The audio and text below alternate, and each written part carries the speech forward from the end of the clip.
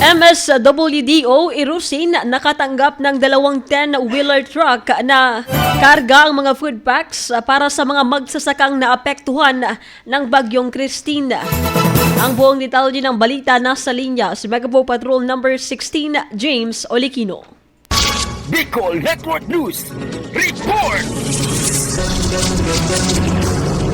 Nakatanggap ng 2 10-wheeler truck na may kargang mga food packs ang Municipal Social Welfare and Development Office ng Irusin para sa mga magsasakang naapektuhan ng Bagyong Christine. Kaugnay nito sa pangunguna ni Chino Prancia, tinanggap ng opisina ang mga ayuda mula sa Department of Social Welfare and Development at agad na nakipag-ugnayan sa mga punong barangay at sa Office of the Agriculturist sa pamumuno naman ni Adel Cielo upang masiguro ang maayos at mabilis na pagpapaabot ng tulong sa mga apektadong magsasaka. Samantala may kabuuang 1,459,212 na halaga ng mga food packs ang naihatid sa MSWDO Irusin at agad naman na nagpatawag ng pagpupulong ang opisina para sa mga punong barangay at mga kalihim nito upang alamin ang mga kasalukuyang sitwasyon at talakayin ng mga gagawing hakbang upang suportahan at tulungan makabangon ang mga apektadong barangay. Para sa Bicol Network News, ito si Megawaw Patrol numero 16 James Olikino, tatak tunay na serbisyo.